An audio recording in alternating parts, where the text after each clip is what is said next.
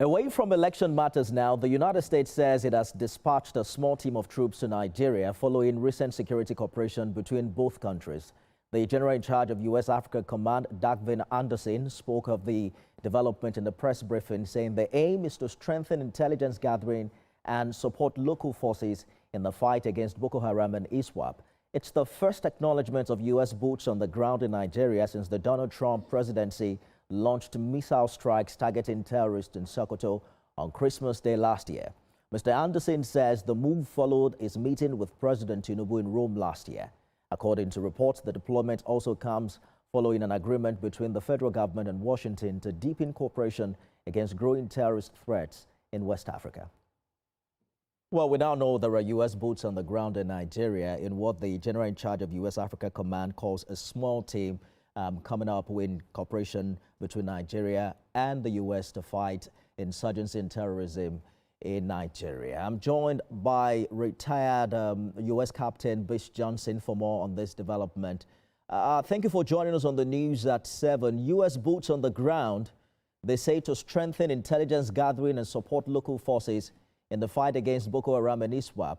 How does this change the fight against insurgency as we know it in Nigeria? Captain Johnson, are you there?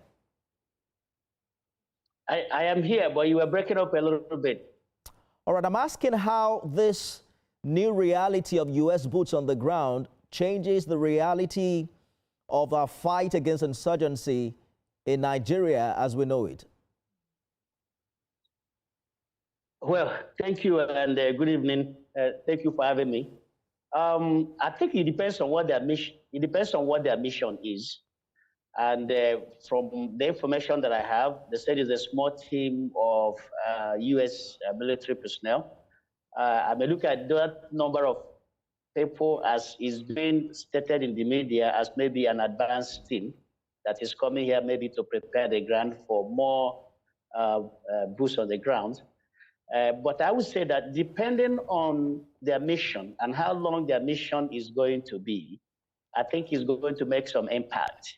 I have stated earlier that, one-off airstrike on, insurgent or terrorist locations is not going to solve, an insecurity problem that has been entrenched in this country for nearly 2 decades or even more. So we're going to need more than just one-off, airstrike. We will need a sustained onslaught on these terrorists and insurgent locations if we are going to be able to dislodge them.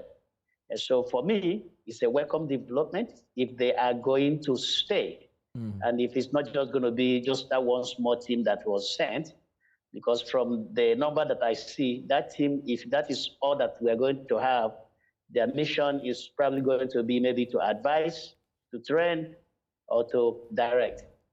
The issue with staying, Captain Johnson, is that the U.S. and its allies have a long record of military interventions that leave nations more unstable than before. You see evidence in countries like Afghanistan, Iraq, Libya, and Syria. How's this different from those operations in these countries, and how do you think we have to manage it? Well, you see, people are only looking at a few other countries, maybe that the mission of the U.S. was not necessarily to go and build nations and help nations to stabilize themselves. I can also direct you to U.S. involvement in World War I and World War II. If you look at Europe, Europe is stable. They are mostly democratic.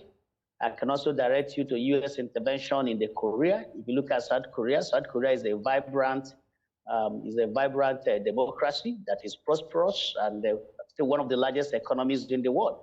So that's why I said that it depends on what their mission is. If their mission is to come here and assist Nigeria, I don't think that we will be referencing the cases of Syria, Iraq, and Afghanistan. Now, understand this. U.S. went into Afghanistan because the Taliban, the Al-Qaeda, protected by the Taliban administration in Afghanistan, attacked United States mainland.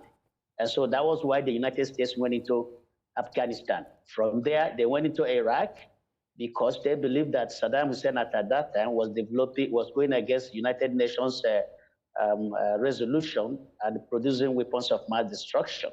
And then from Iraq, those terrorists now got into Syria, and they must have to dislodge in Syria. And so it depends on what the mission is. This mission has been dubbed as a collaborative mission between the United States and Nigeria. So I wouldn't expect that to be like that of Afghanistan or Iraq or Syria, as you have said. But if you go to Iraq, Iraq is not a failure. Iraq is a developing democracy now. The Shiites, who had been the majority in Iraq, that had been out of power throughout the whole time that Saddam Hussein was in power, now have the opportunity to participate in the electoral process and elect their own leaders according to the dictates of democracy, of majority carrying the day. Good place to leave it. We'll keep our eyes closed on this development. From a retired U.S. Army Captain, Bis Johnson, thank you so much for your insight.